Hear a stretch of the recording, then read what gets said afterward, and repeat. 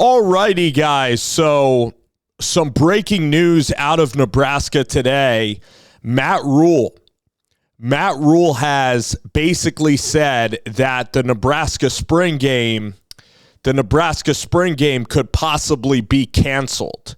And this is just terrible news for Nebraska football fans. I know a lot of football fans in Nebraska. I know that they center around their spring and their years to go and see the upcoming team for a spring game.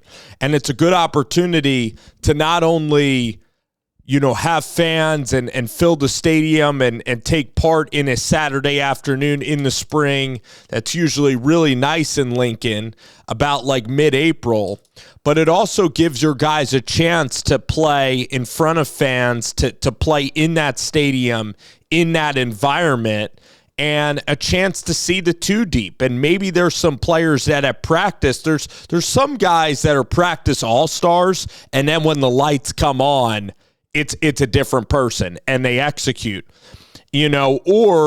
there's some guys that in practice are not even that great. Like, remember, Jeff Garcia always had this rumor that in practice, he wasn't very good, but then when the lights came on, he's very good. And then there's guys to the contrary, where at practice they're really comfortable, they're being the alpha, but when fans get involved and then when they're playing another opponent or they're playing in front of a huge audience, they get tight, they get nervous, rattled, and they don't perform. So the spring game, it's an opportunity for the fans to see like what players are really shining. It's an opportunity for younger players to go out there and succeed. And what's going to be funny here is that, or what's going to be interesting, is that with Nebraska canceling the spring game, the Big Ten Network can't possibly be happy because the spring game, I'm sure, brings in a lot of viewership. And television dollars, they have a connection with the Big Ten that the game is going to be televised. So for Matt Rhule, he wouldn't have done this, I believe, if it was his first or second year there. But because it's his third year, this is a controversial decision. It is. Fans are not going to be happy about it. Fans enjoy seeing these guys play football at Nebraska. But I'm going to tell you this, guys, is that I understand where Matt Rhule is coming from. So there's no one side is 1,000% correct in this case. It's not like Matt Rhule is totally wrong in this case about the spring game.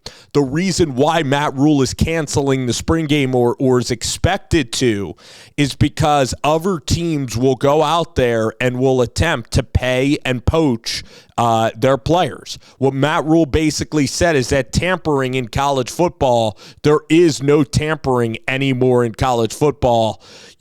There's constant just calling up, hitting, players' DMs on Twitter or Instagram and just trying to get money out of these guys and get them to come to your campus. So when a guy has a great game in the spring game, they're like, whoa, who is that? 3-star player. Wow, that player is flying around. That player is, a really good, that player looks fantastic. This is a sophomore who only played in 2 games last year, and look at the gains he's made in spring. And if I were Matt Rhule, I'd get very upset, because a player, they go for your strength program. They go for the whole off season. You go out there and you work with them, and then you're getting ready to play a season. They shine in the spring game, and then suddenly somebody comes over the top and offers them like $300,000, and you're like, whoa, and that's life-changing money for the player. And now the player is left with a really hard decision, and then suddenly with that money now being put in the players, I guess, in their pocketbook, or with that money being put on the table, now there's also pressure for Matt Rhule to actually start that player, to actually get the most out of that player for the upcoming year. There's a ton of pressure. The player could say, hey, Coach Rhule, I know that I'm a young developmental player. I know that I am progressing, but School X has offered me $200,000 to go out there and play. And I could have been playing at their school, but I chose to be patient and wait here with you and sitting on the bench here. I just don't like it. I know that I'm a younger player. I know that there's seniors ahead of me. So it's complicating matters, NIL. It's paying the college athlete, which is very good for their future. And yes, do schools make money off of the player? Sure. Do they get, millions and billions of television dollars? Yes. But this is a downside of NIL. It just is. So I understand where Rhule is coming from with this case.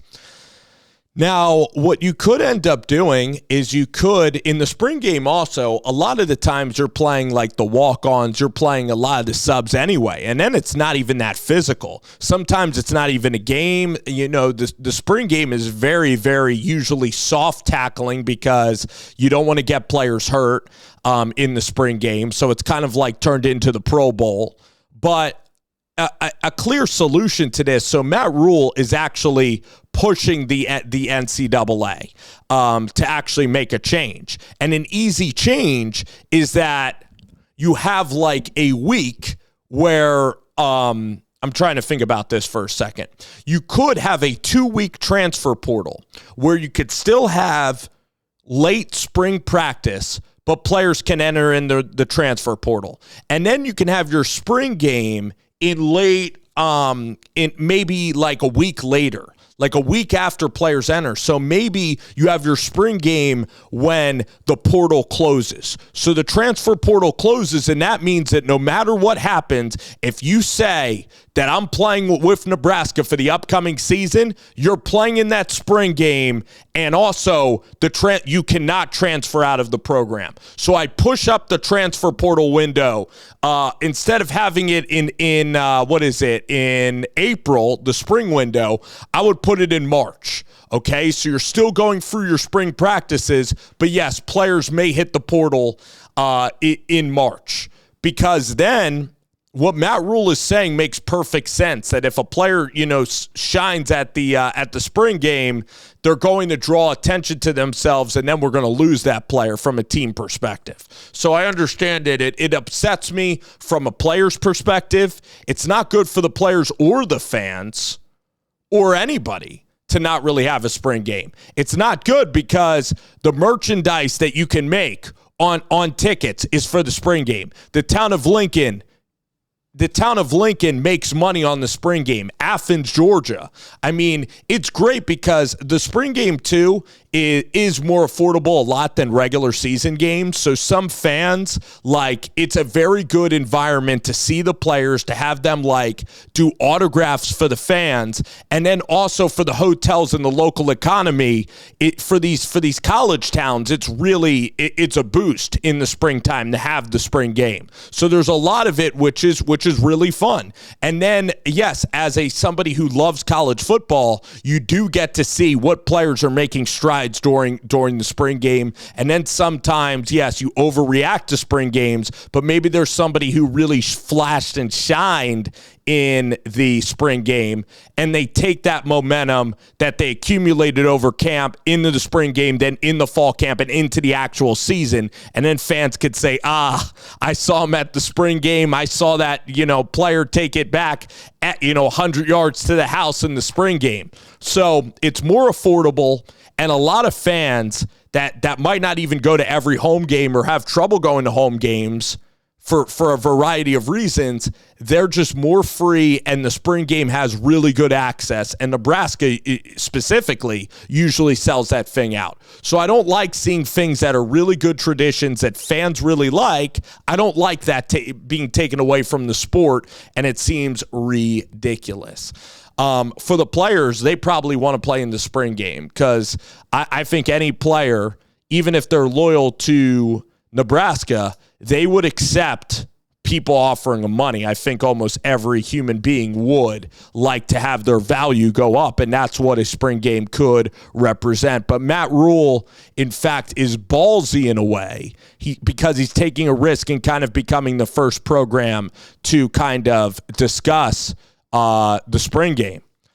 So I think that college football, it needs to have the portal the portal needs to go down, in February, and it needs to be a 2-week window, all right, where you enter your name into the transfer portal, and then the next couple weeks are maybe going to be the spring games. And then after the spring games, you go out there, you look at the transfer portal, and then maybe you decide like, I think that I want this player out of the transfer portal. Then you have to go back to your high school tape and so on and so forth. So yeah, it's not an easy solution. You have to make the transferring impossible after the spring game. That's the only way that a coach and a team can comfortably have a spring game.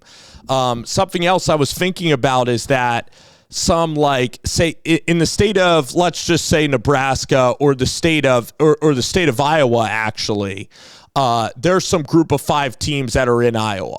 Like Northern Iowa is a really good, team in Iowa. Even Drake football is in the Missouri Valley Conference, Missouri State. So maybe if you had like Missouri State play Missouri, you can have Missouri's kind of backup players playing against Missouri State. And this might not be fun for Missouri State, coaches, but the Missouri State players are then going to get national spotlight, and it's not good for Missouri State. But if I was coaching at Missouri State and my player gets offered an offer from Florida, I would really be happy for that player, because that player's going up to D1s, making money, and you understand that you are a developmental football program in lots of ways. So it would be fun to see if Nebraska got to play against from North Platte, if they got to play against Chadron State or something, if there was a round robin kind of football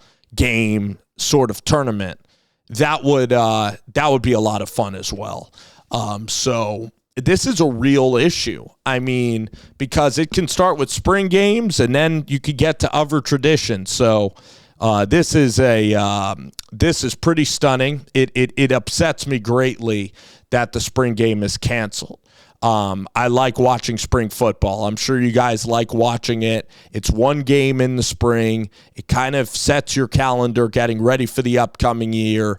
It just is like a good reminder that football is around the corner, and this is upsetting. This is a shame. All right, so let me know what you guys think in the comments section. I mean, again, my solution is to somehow push the transfer portal window up, and then have the spring game when the window closes so you can actually have the game. The goal should be having the spring game for the fans. The fans in college football is what I care about. And the fans of college football programs want to be able to see their team publicly play. They can't go to practices. It isn't like NFL training camp. I think it's better to have teams play. And then also, I bet that some programs who do actually, like Arizona State, for example, they have open practices. Some programs have open practices. And then guess what? If your culture's so great, you have a spring game or an open practice, and you're taking care of your players, I think that programs are still going to have the spring game, because then guess what? If you're wishy-washy, you get offered money and we're thinking of bouncing anyway, you know what? You're going to bounce. So as a coach, I would still have the spring game because it's too important to the fans. And if the player was going to leave, guess what? The player was probably going to leave. All right. But I do think that other programs are going to follow what Nebraska is doing. So I disagree with Matt Rhule. I see what he's saying. Okay. I see the pragmatic approach. But to me, the fan base is even more important than maybe 1, 2, or 3 players in spring football. So, man, gosh, another hurdle that we have to analyze about college football. It's a great sport. It's doing fantastic, but this will be bad for Nebraska fans, and that's why it's a little tough to talk about.